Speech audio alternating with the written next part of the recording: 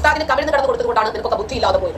അതുകൊണ്ടാണ് തലച്ചോറ് പ്രവർത്തിക്കാതെ പോയത്. ലിംഗത്തിൽ നിന്ന് കൈയെടുത്തിട്ട് തലച്ചോറ് കൊണ്ട് ചിന്തിക്കുക. എന്റെ ഉമ്മച്ചി നിന്നോടൊക്കെ എന്തോ ചെയ്തതാ, ഞാൻ നിന്നോടൊക്കെ എന്തോ ചെയ്തതാ. നിനക്കൊക്കെ വിശ്വസിക്കാൻ എത്രമാത്രം സ്വാതന്ത്ര്യമുണ്ടോ അത്രമാത്രം അത് വിമർശിക്കാൻ എനിക്കും സ്വാതന്ത്ര്യമുണ്ട് കേട്ടോ. നിന്റെ ഒന്നും തന്തയ്ക്കോ തള്ളയ്ക്കോ തറവാട് സ്വത്തായോ സ്ത്രീധനമായി കിട്ടിയതോ അല്ല ഈ രാജ്യം. ഇതേ സ്വതന്ത്ര ഭാരതമാണ്. അതുകൊണ്ട് എന്റെ ഉമ്മച്ചി എനിക്ക് വേണ്ടി, ഞങ്ങൾക്ക് എല്ലാവരെയും വളർത്തുന്നതിന് വേണ്ടി ഒരുപാട് കഷ്ടപ്പെട്ടിട്ടുണ്ട്. പക്ഷേ അതിന് തക്ക രൂപത്തിലുള്ള എല്ലാ മൂല്യങ്ങളും എന്റെ ഉമ്മച്ചിക്ക് മക്കളാൽ തന്നെ കിട്ടിയിട്ടുണ്ട്.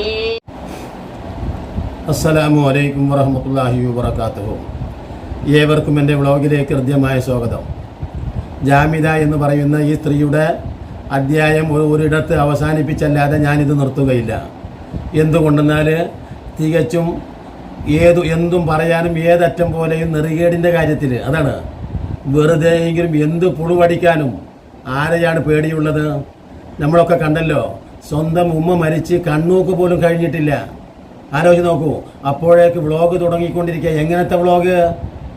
സാധാരണ രീതിയിൽ നമ്മളൊക്കെ പറയാൻ വേണമെങ്കിൽ ഉമ്മ മരിച്ച അന്നാണ് വ്ളോഗ് ഇട്ടെങ്കിൽ പോലും അല്ലേ? എന്ത് വ്ളോഗ്? ഒരു സമുദായത്തെയും ആ സമുദായത്തിൻ്റെ ലീഡറായ അഷ്റഫുൽ ഖൽക്കിനെയും അങ്ങേയറ്റം പൂർവാധികം ശക്തിയോടെ നിന്ദിച്ചുകൊണ്ട്, അതുകൊണ്ട് തന്നെയാണ് അവരുടെ കൂട്ടുകാരായ സംഘികളും ക്രിസംഘികളും കമൻറ്റുകളിൽ പോലും ചോദിക്കാൻ തുടങ്ങി. ഇനി കമൻറ്റുകളിൽ ചോദിച്ചില്ലെങ്കിലും ഉള്ളിൽ അവർക്ക് സംശയങ്ങൾ വന്നു. കുഴി കിടക്കുന്ന മുത്തശ്ശിമാരെ കിണ്ടിയെടുത്ത് പുറത്തെടുത്ത് കൊണ്ടുവന്ന് ഞാൻ പോസ്റ്റ്മോർട്ടം ചെയ്ത് കീറി ഓട്ടിച്ചു തരും. ഇത്രയും ദിവസവും ഞാൻ ക്ഷമിച്ചിരുന്നതാണ്. അതാണ് തന്തയുള്ളവരെ മാത്രമേ മൂൺ സ്പ്ലിറ്റർ തന്തയ്ക്ക് വിളിക്കാൻ പാടുള്ളൂ. ശരിയാണ്. മര്യാദയ്ക്ക് ഒരു വാപ്പ പോലും ഇല്ലാത്ത ടീംസിനെ നമ്മൾ എന്തോ പറയാം. ഈ വിഷയത്തിൽ ഇതാണ് എനിക്ക് പറയാനുള്ളത്. ഞാനേ എന്റെ ഉമ്മച്ചി, ഞങ്ങൾ തമ്മിലുള്ള വിഷയം ഞങ്ങൾ അങ്ങ് തീർത്തോളാം. ആ വൃത്തികെട്ട സംസാരം കേൾക്കാൻ തിരുവട്ടൂർ നിൽക്കണ്ട. ഇറങ്ങിപ്പിക്കോ. നിന്നെ ഇവിടെ ആരും വിളിച്ചിട്ടില്ല. ഇറങ്ങിപ്പിക്കോ.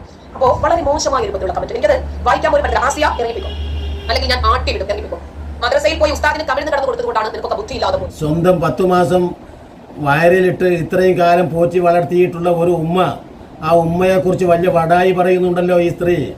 ആ ഉമ്മ മരിച്ച് 24 മണിക്കൂർ അഥവാ ഒന്ന് മറയടക്കാൻ പോലും സമയം കിട്ടുന്നതിന് മുമ്പ് തന്നെ തുടങ്ങിയ സ്ത്രീ അല്ലേ? അതും എന്താ പറയുന്നത്? ഒരു പൊതു കാര്യത്തെക്കുറിച്ചല്ല, ഒരു രാഷ്ട്രീയത്തെക്കുറിച്ചല്ല, മറ്റൊരു വീട്ടുകാര്യത്തെക്കുറിച്ചല്ല, വേറൊരു കോമഡിയെക്കുറിച്ചല്ല, വേറൊരു ഫാമിലി വ്ളോഗല്ല, ഒരു കിച്ചൺ വ്ളോഗല്ല. മറിച്ച് അഷ്റഫുൽ ഖൽക്കായ അന്ത്യദൂതരെ അങ്ങേയറ്റം നിന്ദിച്ചുകൊണ്ട് വീണ്ടും വീണ്ടും ഇവൾ വ്ളോഗ് ചെയ്യുകയാണ്. എന്നിട്ട് പറയാണ്, ഞാൻ എൻ്റെ ഉമ്മയുടെ ഛർദ്ദിച്ചൽ എൻ്റെ ഉമ്മക്ക് വേണ്ടി അത്രമാത്രം ത്യാഗം ചെയ്തിട്ടുണ്ട്. മുറിയണ്ടികളെ, മറ്റവരെ, മറിച്ചവരെ, ഞാൻ അത്രമാത്രം നീജ സ്ത്രീ, നീ പറയുന്നതിൽ എന്തെങ്കിലും ആത്മാർത്ഥതയുണ്ടെങ്കിൽ ആ മുറിയണ്ടിക്ക് പിറന്നതാണല്ലോ നീയും. ആ മുറിയണ്ടി അല്ലേ നമ്മൾ സാധാരണ പറയുമല്ലോ, ആ മുറിയണ്ടിക്കുണ്ടായ പെണ്ണല്ലേ നീ. നിനക്ക് ആ മുറിയണ്ടിയുടെ ആ പിതൃത്വം നിഷേധിക്കടി. ആ മുറിയണ്ടി എനിക്ക് ഒരിക്കലും യോഗ്യനായ പിതാവല്ല എന്നാണല്ലോ നീ പറയേണ്ടത്. മുറിയണ്ടിക്ക് ജനിച്ചതിന് ശേഷം നിനക്കുള്ള സഹോദരന്മാർ മുറിയണ്ടികളാണല്ലോ.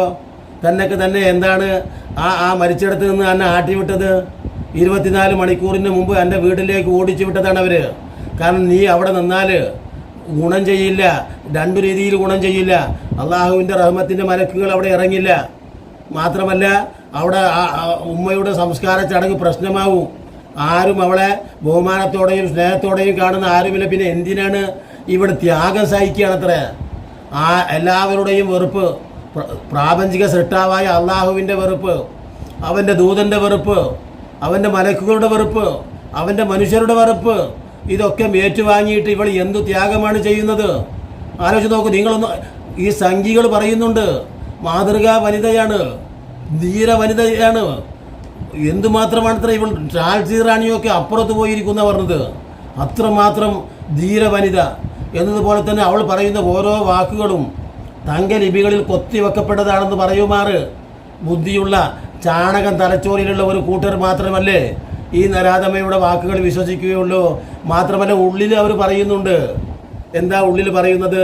സ്വന്തം ഉമ്മ മരിച്ചിട്ട് 24 മണിക്കൂർ പോലും കഴിയുന്നതിന് മുമ്പ് വ്ളോഗിട്ട് തുടങ്ങിയ ഈ സ്ത്രീയെ വിശ്വസിക്കാൻ കൊള്ളില്ല. ഈ സ്ത്രീ മനുഷ്യകുലത്തിന് അപമാനമാണ്. ഇതൊക്കെ അവർ പരസ്പരം ഉള്ളിൽ പറയുന്നുണ്ട്. പുറത്തേക്ക് പല കമൻറ്റിലും ഇട്ട് ഈ സ്ത്രീയെ ഇങ്ങനെ വാഴ്ത്തി പറയുകയാണ്. എന്നിട്ട് ഇപ്പോൾ പറയുന്ന ഏറ്റവും വലിയ ഒരു എന്താ പറയുക കോമഡി, എൻ്റെ ഉമ്മയുടെ അടുത്ത് ഞാനിങ്ങനെ നിൽക്കുകയായിരുന്നു. അങ്ങനെ എൻ്റെ ഉമ്മാൻ്റെ അടുത്ത് നിന്നാൽ അള്ളാഹുവിൻ്റെ റഹ്മത്തിൻ്റെ മലക്കുകൾ അവിടെ അടുക്കുകയില്ല. എന്നിട്ട് ആ ഉമ്മാക്ക് ലാ ഇലാഹ ഇല്ലല്ലാഹ് എന്ന് പറയിപ്പിച്ച് ഇജ്ജ് നല്ല ലാ ഇലാഹ ഇല്ലല്ലാഹ് എന്ന് പറയിപ്പിക്കുകയെ അള്ളാഹുവിനെ ഈ ലാ ഇലാഹ ഇല്ലല്ലാഹ് എന്ന് പറഞ്ഞാൽ എന്താണ്? ലാ ഇലാഹ ഇല്ലല്ലാഹ് മുഹമ്മദുർ റസൂലുള്ളാഹ് എന്ന് പറയുന്ന വചനമാണ്. ആ മുഹമ്മദ് റസൂലുള്ളാഹിയെയും ആ ഇലാഹിനെയും റായിക്കു റഹ്മാൻ തുടങ്ങും. ഇവള് ഏത് സമയത്താണ്? ഒരു 2-3 മണിക്കൊക്കെ ഉറക്കില്ലാതെ ഇവൾ വ്ളോഗ് ചെയ്തുകൊണ്ടേ ഇരിക്കുക. ഈ പ്രപഞ്ചനാഥനായ അള്ളാഹുവിനെയും അവൻ്റെ ദൂതനെയും ഒക്കെ നിന്ദിച്ചും പരിഹസിച്ചും ഒന്നും റീച്ചില്ല.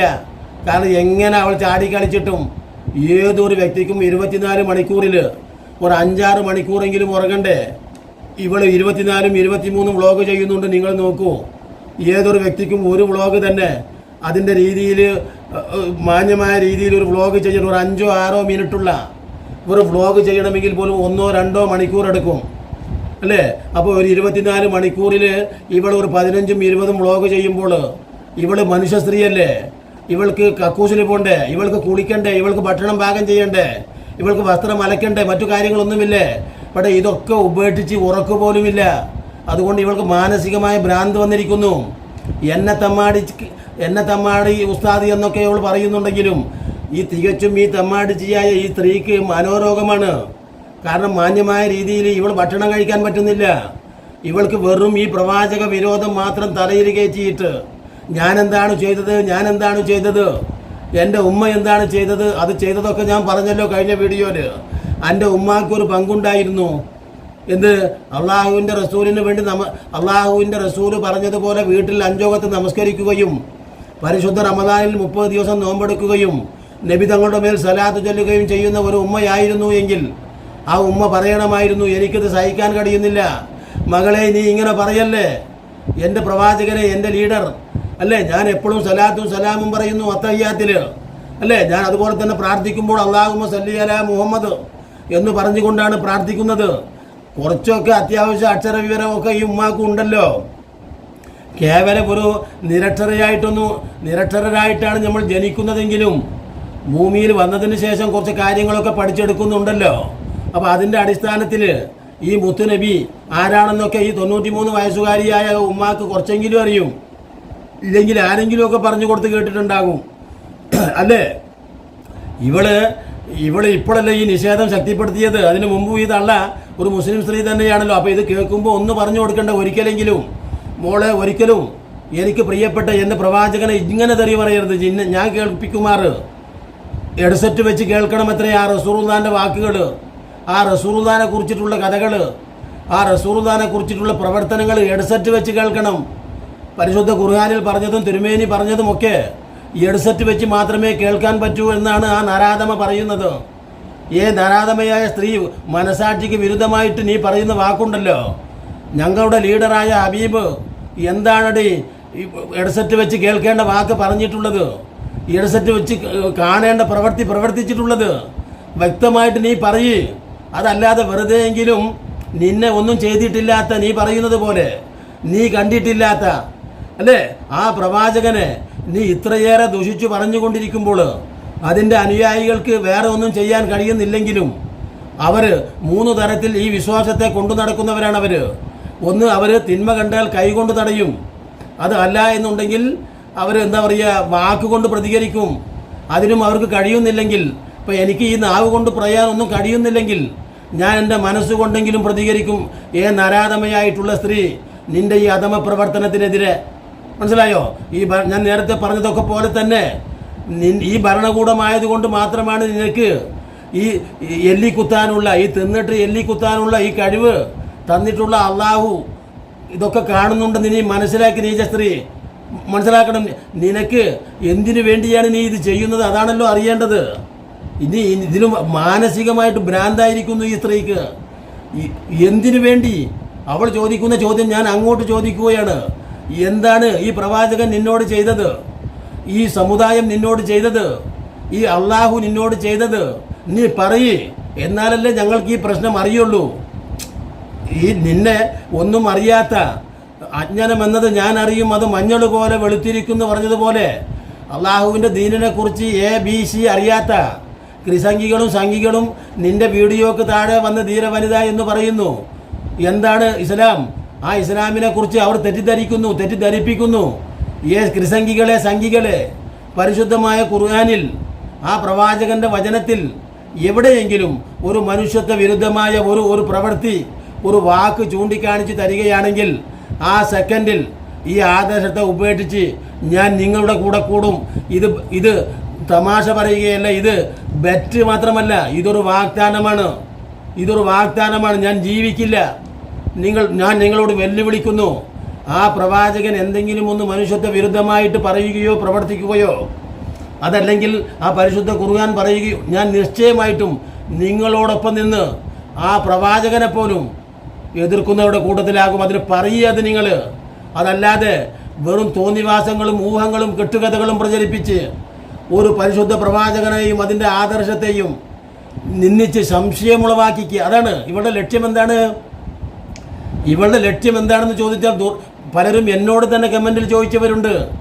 കാക്ക, ഈ നരാധമയ്ക്ക് വേണ്ടി നിങ്ങൾ എന്തിനാണ് നിങ്ങളുടെ ഊർജം ചെലവാക്കുന്നത്? തീർച്ചയായിട്ടും ചെലവാക്കണം. എന്തുകൊണ്ട്? അള്ളാഹുവിൻ്റെ റസൂല് നമുക്കൊക്കെ അറിയുന്നത് പോലെ ഒരു ചെറിയ കഥ പറഞ്ഞ് ഞാൻ അവസാനിപ്പിക്കുക. അള്ളാഹുവിൻ്റെ റസൂല് മിഹ്റാജിൻ്റെ ദിവസം ആലോചിച്ച് നോക്കൂ. അള്ളാഹുവിൻ്റെ അത്ഭുതത്താൽ ആകാശ ലോകത്തേക്ക് യാത്ര പോയി. അതാണ് ഇസ്രാ. പരിശുദ്ധ ഖുർആനിൽ പറയുന്നുണ്ടത്. സുബ്ഹാനല്ലദീ അസ്റാ ബിഅബ്ദിഹി ലൈലൻ മിനൽ മസ്ജിദിൽ ഹറാം ഇലൽ മസ്ജിദിൽ അഖ്സ അല്ലദീ വബാറകനാ ഔലഹു ലിനുരിയഹു മിൻ ആയാതിനാ ഹുവ സമീഉൽ ബസീർ. അള്ളാഹു അവൻ്റെ ദൃഷ്ടാന്തങ്ങളെ നേരെ ചൊവ്വെ കാണിക്കാൻ പ്രയാസങ്ങൾക്കുമേൽ പ്രയാസം അനുഭവിച്ചപ്പോൾ ആകാശ ലോകത്തേക്ക് കൊണ്ടുപോയിട്ട് അള്ളാഹു അവൻ്റെ ദൃഷ്ടാന്തങ്ങളെ കാണിച്ചു കൊടുത്തു. ഇതൊക്കെ നിങ്ങൾക്ക് കാത്തിരിക്കുന്നതാണെന്നും തമ്മാടികൾക്ക് ഇന്നതൊക്കെ ഉണ്ടെന്നും സൽജനങ്ങൾക്ക് ഇന്നതുണ്ടെന്നും അള്ളാഹുവിൻ്റെ റസൂൽ കണ്ടു.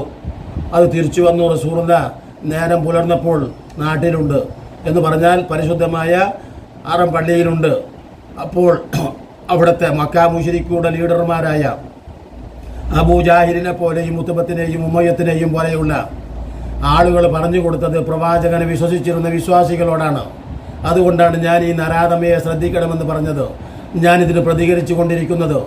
ആ ദുർബലരായ മൂമിനീങ്ങളോട് പറഞ്ഞു. അക്കാലത്ത് ടെലികാസ്റ്റ് ചെയ്തുകൊണ്ടാണ് പറഞ്ഞത്.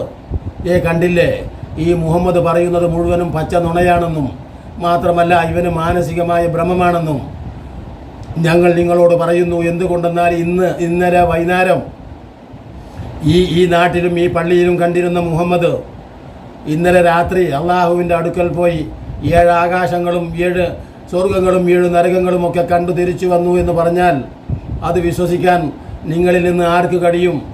അവന് ഭ്രാന്ത് തന്നെയല്ലേ എന്ന ചോദ്യത്തിന് ദുർബലരായ മൂമിനുകളായ വിശ്വാസികൾ മതം വിട്ടുപോയ ചരിത്രമുണ്ട്. അപ്പോൾ എന്ന് പറഞ്ഞാൽ മനുഷ്യന്മാർക്ക് കൂടുതൽ വേണ്ടത്ര വിശ്വാസവും വിവരവും ഉണ്ടാവുകയില്ല. ആചാരമായിട്ട് പറഞ്ഞു കൊടുത്താൽ ആളുകൾ പതറിപ്പോകും. അള്ളാഹുവിനെ സംബന്ധിച്ചിടത്തോളം, അവൻ്റെ ദൂതനെ സംബന്ധിച്ചിടത്തോളം ഇതൊന്നും ഒരു പ്രശ്നമേ അല്ല. അള്ളാഹു പറയുന്നുണ്ട്, വല്ലദീ അർസല റസൂലഹു ബിൽ ഹുദാ വദീനിൽ ഹഖ് വകഫാ ബില്ലാഹി ഷഹീദാ. അങ്ങ് വിഷമിക്കുകയൊന്നും വേണ്ട, ആരും വിശ്വസിച്ചില്ല എന്നതുകൊണ്ട് വേദനിക്കേണ്ട ആവശ്യവുമില്ല. അങ്ങേക്ക് അങ്ങയുടെ റബ്ബ് മതി. മനസ്സിലായോ? അപ്പോൾ ഞാൻ പറഞ്ഞു വന്നത്, ദുർബലരും വിശ്വാസക്കുറവുമുള്ള മുസ്ലിമീങ്ങൾക്കിടയിൽ ഒട്ടനേകം സംശയങ്ങളുണ്ടാക്കും. അതുകൊണ്ടാണ് ആ കമൻറ്റുകളിൽ ആ സംശയത്തിൻ്റെ വാക്കുകൾ വിരളമായിട്ടെങ്കിലും ചില ആളുകൾ കമൻറ്റ് ചെയ്തത്. കാക്ക, ജാമിത പറയുന്നതിനും ശരിയില്ലേ എന്ന് തോന്നുമാറ് മുസ്ലിം നാമധാരികളും ഈ പറയുന്ന ജാമിതയുടെ വീഡിയോക്ക് താഴെ കമൻറ്റ് ചെയ്തത് നിങ്ങളും കണ്ടിട്ടുണ്ടായിരിക്കും.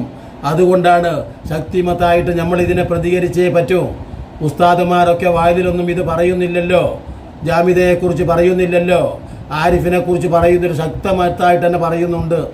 ഇനി അവരത് പറയുന്നില്ലെങ്കിലും അവരെ സംബന്ധിച്ചിടത്തോളം ലക്ഷ്യം ഈ പറയുന്ന ജാമിതയുടെ ഉമ്മാൻ്റെ കണ്ണൂക്കിലാണ്. കാരണം തഹ്ലീലുണ്ടായിരിക്കുമെന്ന് അവിടെ മറവ് ചെയ്തതിന് ശേഷം മുസ്ലിയാക്കന്മാർ ഓരോ പള്ളിയിലും പറയും. മരിച്ചത് ഏത് യുക്തിവാദിയായാലും സ്വാഹിബ് എന്താ പറയുക, ശിഹാബ് റാവുത്തറ നിങ്ങൾ മേത്തറോ മറ്റോ നിങ്ങൾ കണ്ടിട്ടുണ്ടാകും. ആദ്യം മുതൽ അവസാനം വരെ അള്ളാഹുവിൻ്റെ റസൂലിനോട് എതിരെ അധരവ്യായാമം നടത്തി അവസാനം പള്ളിയിൽ മറവ് ചെയ്യപ്പെട്ടു. ആ മറവ് ചെയ്യപ്പെട്ട ശിഹാബ് മേത്തർക്ക് വേണ്ടിയും ആ പള്ളിയിലെ ഇമാമ് നമസ്കരിച്ചു. ആ പള്ളിയിലെ ഇമാമ് തഹ്ലീലുണ്ടാകുമെന്ന് ഓർമ്മപ്പെടുത്തി. ആ പള്ളിയിലെ ഇമാമ് ആ വീട്ടിൽ പോയി ഭക്ഷണം ആഹരിച്ചു പൈസ വാങ്ങി. അപ്പോൾ ഇവിടുത്തെ പണ്ഡിതന്മാരുടെ കഥയല്ല ഞാൻ പറയുന്നത്. അഥവാ നീതിപൂർവ്വം ശക്തിമത്തായി നിലപാടെടുക്കാൻ കഴിയുന്ന ഒരു ഇമാരത്തും ഇന്ന് നമുക്കില്ലാതെ പോയിരിക്കുന്നു എന്ന് ഒരു സങ്കടകരമായ അവസ്ഥയും നിങ്ങളോട് ഉണർത്തിക്കൊണ്ട് ഇനിയും നല്ല നല്ല വീഡിയോകളുമായി നിങ്ങളെ കണ്ടുമുട്ടുന്നത് വരെ നിങ്ങൾക്ക് നന്ദി.